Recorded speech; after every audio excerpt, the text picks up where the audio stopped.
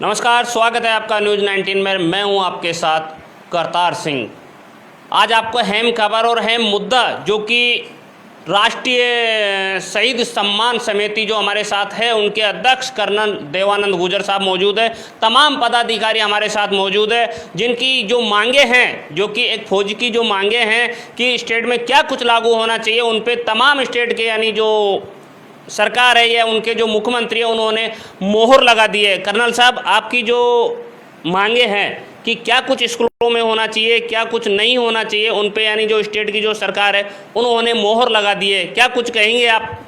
जी, सबसे पहले कतार जी आपका बहुत बहुत धन्यवाद कि आपने हमारी इस बात को देश तक पहुंचाने के लिए पहल की। हम आभारी हैं आपके। हमारी राष्ट्रीय शहीद सम्मान समिति है, उसके हम पदाधिकारी बैठे हैं, सारे सैनिक हैं। और क्योंकि पिछले करीब कई गत वर्षों से हम हर कारगिल दिवस 26 जुलाई का दिन आता है हर साल, और इस बार क्योंकि विशेष है, ये 25वीं वर्षगांठ है, इसके उपलक्ष्य में वैसे हर साल हम 11:25 पर जहाँ जहाँ हमारे स्तर के ऊपर गांव, घर, स्कूल जहाँ जहाँ बनता था हम राष्ट्रीय गान का गायन करते थे और 1 मिनट का मौन हमारे रन बांकरों की याद में किया करते थे। पर इस बार क्योंकि ये 25वीं वर्षगांठ है, हम आपने जैसे कहा राजस्थान सरकार के मदन दिलावर जी का हम सैनिक तहे दिल से आभारी हैं कि जब उनको हमने बताया कि इस बार हम चाहते हैं कि ये आपकी तरफ से आदेश हो कि हर स्कूल के अंदर हर बच्चा 11:25 26 जुलाई के दिन हमारे कारगिल युद्ध की 25वीं वर्षगांठ पे 527 हमारे उन वीर रण बांकुरों की याद में हम राष्ट्रगान करें। उन्होंने स्वीकार करते हुए स्वीकार ही नहीं किया, उसको अपने हर स्कूल के अंदर ये गाने का आदेश पारित किया। और उसके साथ साथ उससे देश का मनोबल, सैनिकों का मनोबल और दूसरे प्रदेश की सरकारें भी इसके ऊपर मंथन कर रही हैं। तो मैं मानता हूं ये कि ऐतिहासिक कदम है जो इतिहास में कभी नहीं हुआ कि रण बांकुरों के सम्मान में एक साथ करोड़ों की संख्या में लोग एक समय 11:25 कारगिल दिवस के दिन में ये राष्ट्रगान गायन करेंगे। जो मैं आपका भी आभारी हूं कि आप हमारा वो पहला चैनल बन रहे हैं जो इस आवाज़ को देश तक पहुंचा रहे हैं। दूसरी बात मैं यहाँ बताना चाहूँगा कि देखिए, हम जो चारों यहाँ बैठे इस पैनल में, करतार जी हम भूतपूर्व सैनिक हैं और 2 मेरे भाई और हमारे सेना के पुराने अधिकारी कैप्टन साहब हैं, बाईनी तरफ हमारे नॉन कमीशन अधिकारी हैं नरेंद्र जी। तो हम एक चीज़ बताना चाहते हैं कि देखिए, सैनिकों की बलिदान हर वक्त होता है और आज हम गवाही दे सकते हैं कि कल का दिन था और पिछले गत दिनों में कश्मीर के अंदर सैनिक जिस प्रकार से अपना जीवन का बलिदान करते हुए दुश्मनों के जो उग्रवादी हैं उनको सबक सिखा रहे हैं। हम सदैव आपके साथ हैं, जो आप सम्मान दे रहे हो उसके भी आभारी हैं। पर 1-2 चिंताएं हैं जो हम आपसे शेयर करना चाहेंगे, वो मैं समय के साथ आपको बताऊंगा। पर आज के दिन मेरे भाई और हमारे ऑनरी कैप्टन जगदीश साहब बैठे हैं और ये उस यूनिट के सैनिक रहे हैं जो 2 राष्ट्रीय राजपुताना राइफल 2 राजरिफ हम कहते हैं उसको, और ये कारगिल युद्ध में तीनों असॉल्ट के अंदर शामिल थे। तो ये भी अपनी तरफ से कुछ रखना चाहेंगे। और हमारे जो पुराने सैनिक हैं महेंद्र जी, ये भी वीर नारियों को लेकर के बहुत हम कार्य करते रहते हैं, तो उनका विशेषाधिकार वो है। और मेरे साथ हमारे युवा साथी हैं जो एक जल्दी उम्र में निकल करके आ गए, तो ये बात रखेंगे कि समस्याएं जो वापस पुनर्वास की होती है उसमें क्या रहेंगे। तो ये मेरा मानना है। तो बहुत बहुत धन्यवाद। और मैं एक आग्रह करना चाहूँगा कि जिस प्रकार राजस्थान सरकार ने मदन दिलावर जी का मैं कह रहा हूँ आभारी हूँ, और बाकी भी मैं प्रदेश की सरकारों से, दिल्ली से, उत्तर प्रदेश से, जम्मू कश्मीर, पंजाब, मध्य प्रदेश, मेरी चर्चा, इवन बंगाल, बिहार, सबसे चर्चाएं चल रही हैं और मैं उम्मीद करता हूँ वो सब लोग 26 जुलाई के दिन राष्ट्रगान करेंगे। पर यहाँ मैं इस कारगिल युद्ध की जो इस 25वीं वर्षगांठ में हमारी विजय की गाथा के उपलक्ष्य में जो बात कह रहा हूँ, मेरा एक मानना है देश से। देखिए, बाकी आप हमारा सम्मान करते हैं, सैनिक आपकी उम्मीदों पे खरा उतरता है, वो कभी पीछे मुड़ के नहीं देखता है। और मैं मानता हूं सैनिक को पब्लिक डोमेन में नहीं आना चाहिए। 2 मुख्य मुद्दे हैं आज इस दिन। पहला है मेरा जो एक मुद्दा, जिस प्रकार से कुछ देशद्रोही ताकतें हमारे अग्निवीर के मुद्दे को गलत रूप दे रही हैं। देखिए, जब सैनिक के तीनों चीफ अगर कोई बात करते हैं तो मैं आज भी कहना चाहूँगा, अग्निवीर जैसा है वैसा है, उसकी समस्याएं हैं। सेना के शीर्ष अधिकारी हमारे, और वो देश के चुने हुए लोग हैं। उनको मंथन करने दें, हम हमारी बात रखें। पर जो राजनीतिकरण करके सैनिकों का मनोबल गिराने की जो कोशिश कर रहे हैं वो नहीं होना चाहिए। अच्छा बुरा सेना को फैसला करना दे। और मैं आज के दिन ये कह सकता हूं कि जो हमारी सरकार है, पूर्व में भी, आज भी आने वाले समय में सैनिकों की बात कभी ऐसा नहीं कि वो नहीं सुनती है, समय लग सकता है, पहली बात।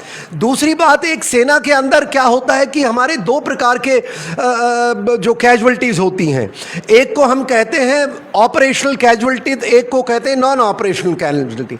अब बाहर क्या माना जाता है कि जब सामान्य सैनिक अपना जीवन का बलिदान यूनिट में रहते रहते उसका होता है, बाहर भी नौकरियों में जो नौकरी, सरकारी नौकरियां, उसमें लोगों की मौत हो जाती है, और सेना में भी मौत होती है और कई किल्ड इन एक्शन होते हैं। तो ये दोनों को लेकर के एक बड़ी सेना में भेदभाव की स्थिति थी, जो पिछले वर्ष राजस्थान सरकार द्वारा हमारी बात को माना गया। हमारी मांग क्या है?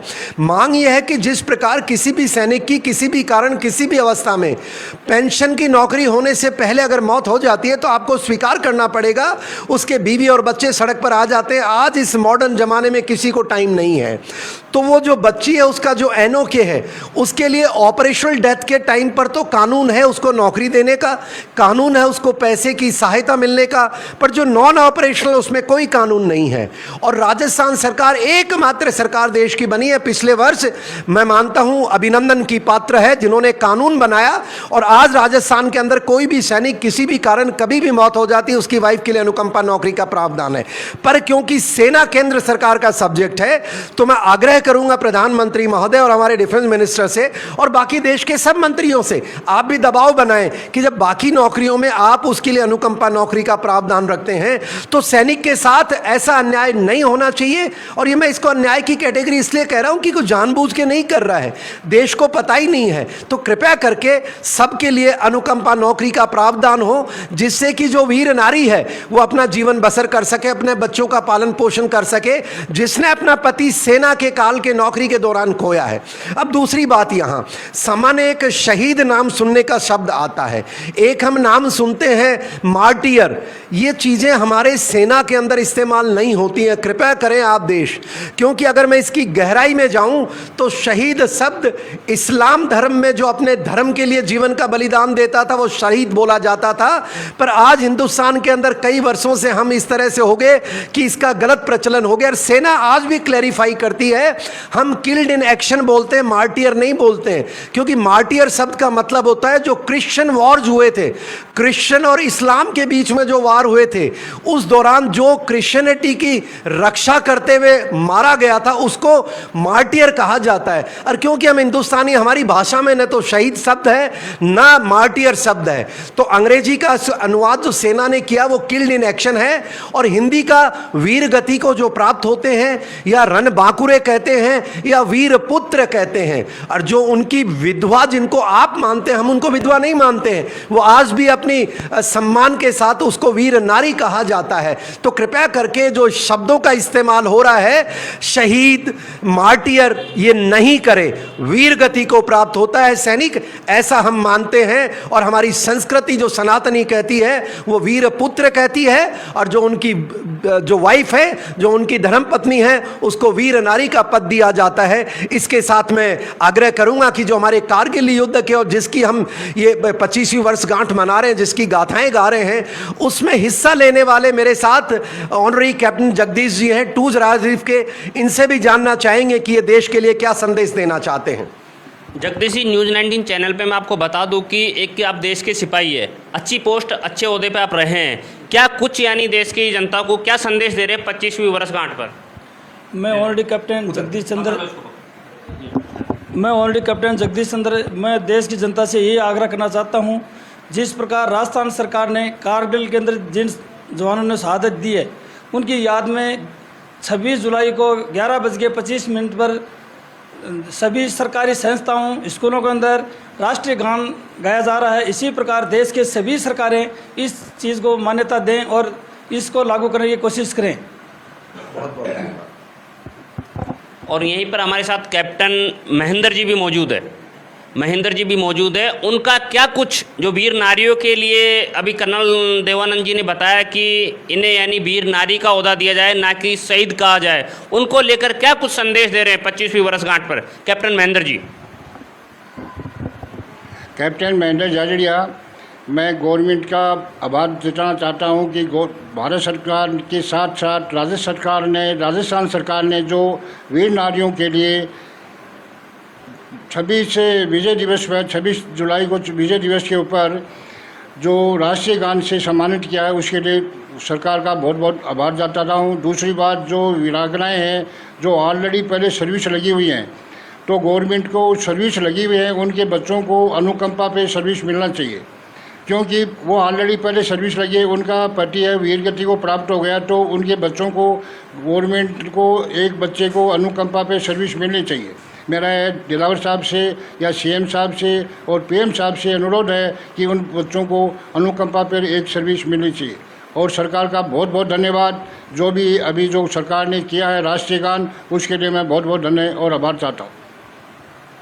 महेंद्र जी, एक बात मैं आपको बताऊंगा कि न्यूज़ 19 बड़ा आभार व्यक्त करता है आपका कि आपके जो समिति बनी हुई है उनके कर्नल देवानंद गुर्जर साहब को आपने अध्यक्ष पद पर नियुक्त किया है और तमाम फौजियों की मांग को कर्नल साहब उठाते रहते हैं। क्या कुछ आपकी समिति के जो पदाधिकारी है वो भी सरकार को ज्ञापन देंगे, तमाम कुछ मांगे हैं उनको लेकर देंगे, या कर्नल देवानंद साहब तो हर एक चैनल, बड़े बड़े चैनल है, चाहे मैं छोटे से लेकर बड़े तक कहूँ, सभी डिबेट में बैठते हैं? और कर्नल साहब, आपको मैं बता दूं कि आपकी एक अच्छी मांग है, अच्छी पहल है और सरकार बहुत जल्द लागू भी करेगी। पिछली सरकार ने लागू भी किया था, जिनके वो लेकर कर्नल देवानंद जी ने बताया।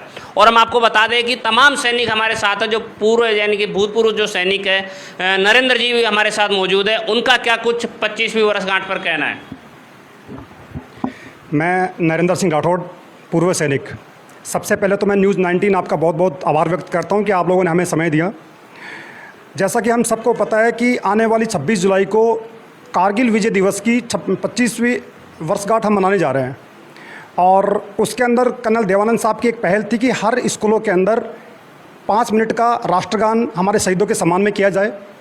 सबसे पहले मैं बहुत बहुत धन्यवाद देना चाहता हूँ राजस्थान सरकार और शिक्षा मंत्री माननीय मदन दिलावर साहब, आपका बहुत बहुत आभार कि आपने कर्नल देवानंद साहब की इस पहल को आगे बढ़ाया।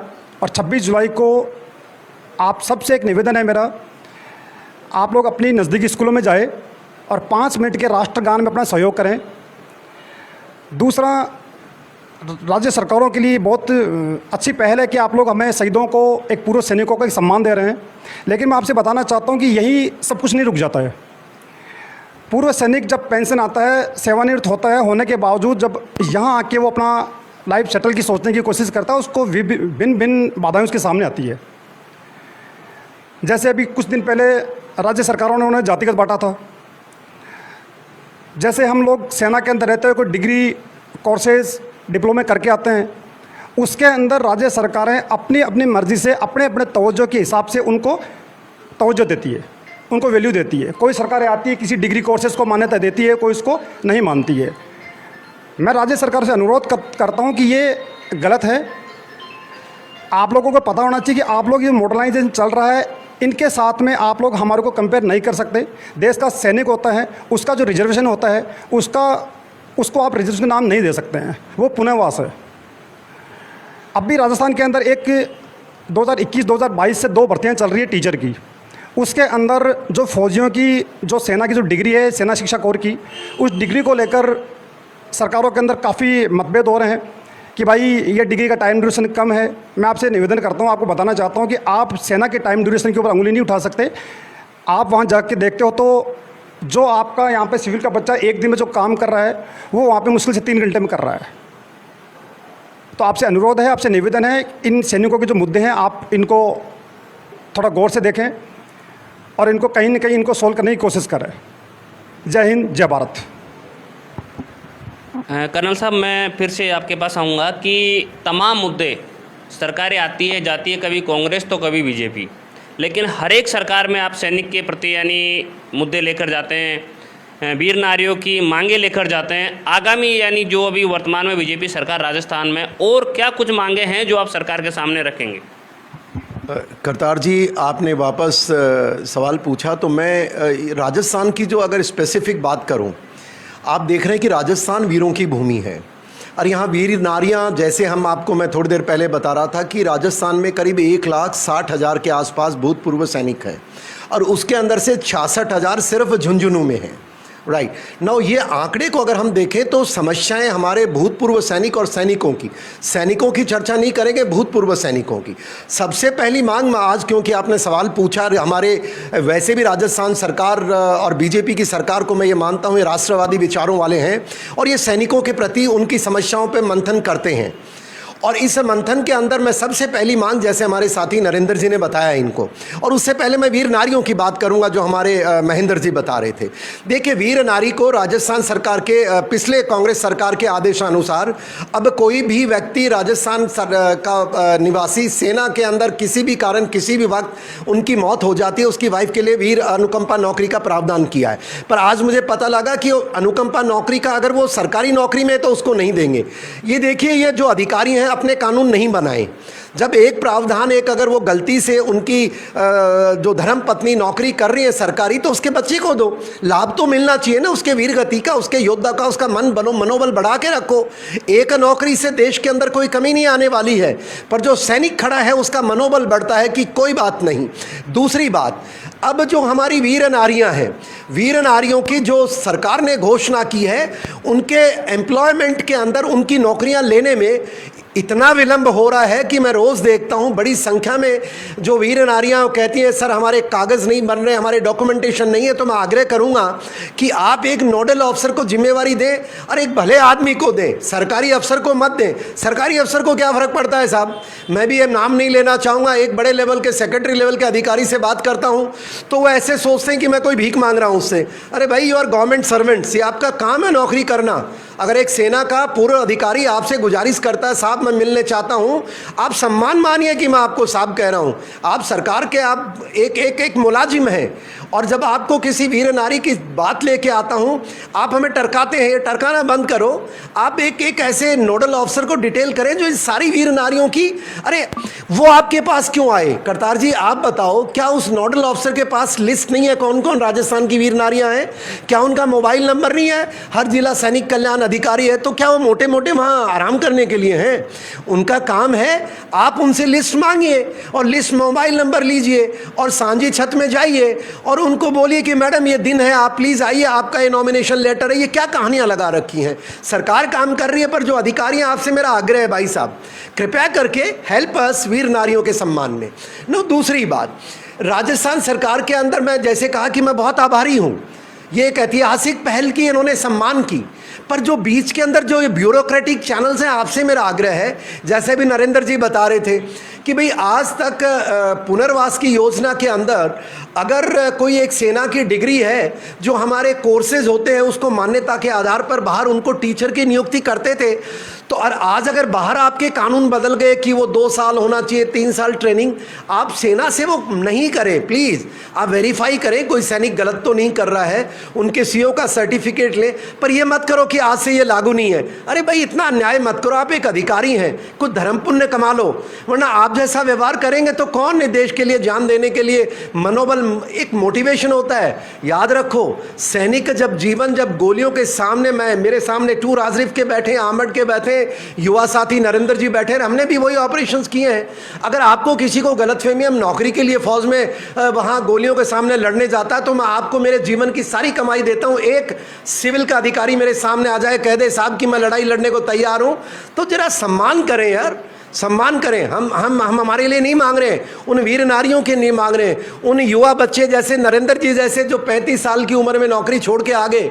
चलिए, हम तो बड़ी उम्र हो गई, ये बच्चा, इसके बच्चे भी 10वीं में पढ़ रहे हैं, कैसे जीवन चलाएगा उस 20,000 की पेंशन में? और सबसे बड़ी बात मेरी राजस्थान सरकार से आग्रह है, और मैं मानता हूँ हमारे चीफ मिनिस्टर महोदय, बाकी भी मंत्री महोदय हमारी बात को सुनते हैं, आप एक बात बताएं क्या जो एक हमारा डिपार्टमेंट है, आप नौकरियां देते हैं, रेक्सो बहुत अच्छा डिपार्टमेंट है, मैं उसकी सोच की सराहना करता हूं, और उसके अंदर जो आपने अधिकारी लगाए वो भी अपना अच्छा, पर वो कार्य के अंदर आपने उसका मिनिमम वेजेस का ध्यान नहीं रखा। तो कृपया करके राजस्थान सरकार ये कानून बनाए कि मिनिमम वेजेस जो हमारे सेना के देश के अंदर है, और मजदूर के वेजेस देते हो एक सैनिक को। मतलब आज के दिन मैं करीब बता सकता हूं, जब मैंने ये आंदोलन शुरू किया था, और अधिकारी बहुत सारे कह सकते हैं कि उन्होंने कानून पारित कराया। देखिए भैया, अधिकारी आपका काम है कागज बनाना, ये सरकारें फैसला करती हैं। जब ये किया था तो 8,000 की तनख्वाह मिलती थी एक सैनिक को। अरे सैनिक है, नॉन कमीशन्ड अफसर है भाई, आप उसको मजदूर से कम तनख्वाह। बट धन्यवाद पिछली सरकारों का, उन्होंने बढ़ा करके 18,000 किया, पर 18 सही नहीं है। पैमाना क्या है? आपकी मन की मर्जी थोड़ी है। मिनिमम वेजेस का देश में कानून है, मजदूर के लिए, टेक्निकल मैन के लिए और सैनिक के लिए भी होना चाहिए। सैनिक को आप मजदूर से नीचे देते हैं, ये गलत बात है।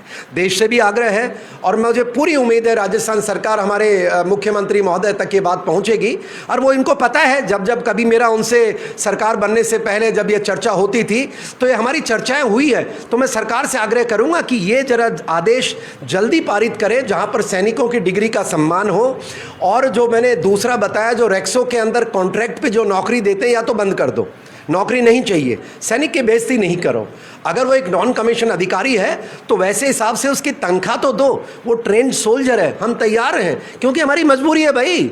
20,000 पेंशन में, 25,000 में घर नहीं चलते, जवान बच्चे और बच्चियों की शादियां नहीं होती हैं, वो कहाँ जाएगा? तो शोषण अब तो बंद हो जाना चाहिए, मुझे उम्मीद है।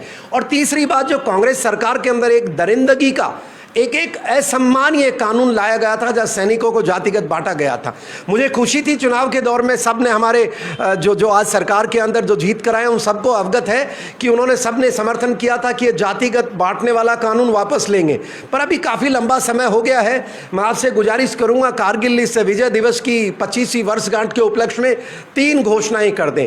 पहला, जो एक काला कानून कांग्रेस सरकार लेके आई थी जिसमें जातियों में बांटा था, उसको वापस लिया जाए। मेरे साथ सैनिक बैठे हैं, सब सहमति है साहब, वो काला कानून वापस लेना चाहिए, सब सहमत हैं, हम सब हाथ ऊपर उठा के कह रहे हैं। और दूसरी मेरी आपसे आग्रह है कि जो हमारे रेक्सो के अंदर जो कॉन्ट्रैक्ट पे हमारे सैनिकों को आप नौकरी देने का आपने कार्य किया है, आपके जो कार्य व्यवस्था पे हमारा कोई प्रश्न चिन्ह नहीं है।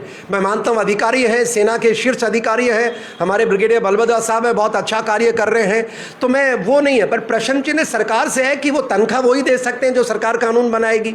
तो सरकार को, चीफ मिनिस्टर महोदय, आप ये पारित करें, घोषणा करें कि आज के बाद किसी भी सैनिक को किसी भी सरकारी तंत्र के नौकरी दी जाएगी, उसका मानदेय जो मिनिमम वेजेस का ध्यान रखा जाएगा, और मजदूर का नहीं दिया जाएगा, टेक्निकल से भी ऊपर दिया जाएगा, क्योंकि सैनिक से बड़ा टेक्निकल कोई भी नहीं होता है। और तीसरा, जो वीर नारियों की जो घोषणा पिछली सरकार ने की थी, आप इसको आगे बढ़ा रहे हैं, हम आभारी हैं।